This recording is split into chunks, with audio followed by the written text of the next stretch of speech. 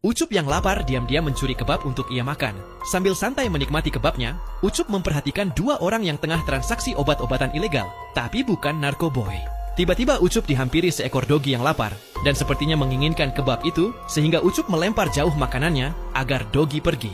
Dengan mengendap-endap, ternyata Ucup masuk ke dalam toko Pak Bagong untuk mencuri obat yang disembunyikan di bawah kursi.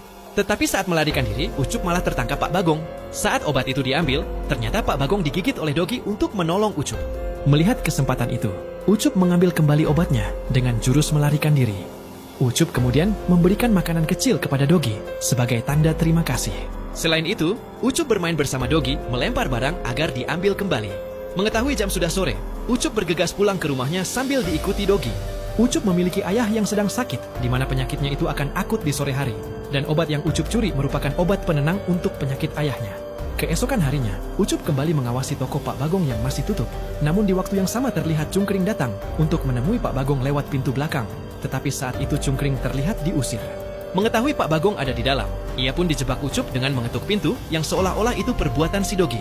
Sehingga Pak Bagong yang masih dendam dengan si dogi jadi mengejarnya. Sementara Ucup masuk untuk mencuri obat untuk ayahnya. Saat mendapatkan obatnya di luar terdengar bahwa Pak Bagong telah kembali. Alhasil, Ucup jadi terpojok. Tetapi beruntung di saat itu, datang dogi menyerang Pak Bagong, sehingga Ucup bisa kabur ke ruang bawah tanah. Pak Bagong menutup pintu agar mereka tidak kabur. Ucup berhasil kabur melalui celah jendela. Saat giliran dogi akan kabur, ia malah terjebak karena celah itu tertutup oleh kayu. Antara ingin menolong dogi, Ucup memilih pulang karena waktu sudah menunjukkan jam sore, di mana obat yang ia curi harus diberikan ke ayahnya tepat waktu. Pak Bagong menyiapkan senapan untuk menangkap mangsanya, sehingga dogi yang sudah pasrah pun jadi bersiap untuk menyerang Pak Bagong. Saat berlari menuju ke rumah, di perjalanan Ucup menemukan pipa besi yang mengingatkan dia dengan dogi.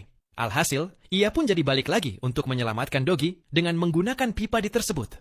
Pak Bagong bergegas keluar untuk kemudian menembak si dogi walaupun meleset. Karena nggak ada pilihan lain, Pak Bagong yang masih punya nurani memutuskan menembak Ucup.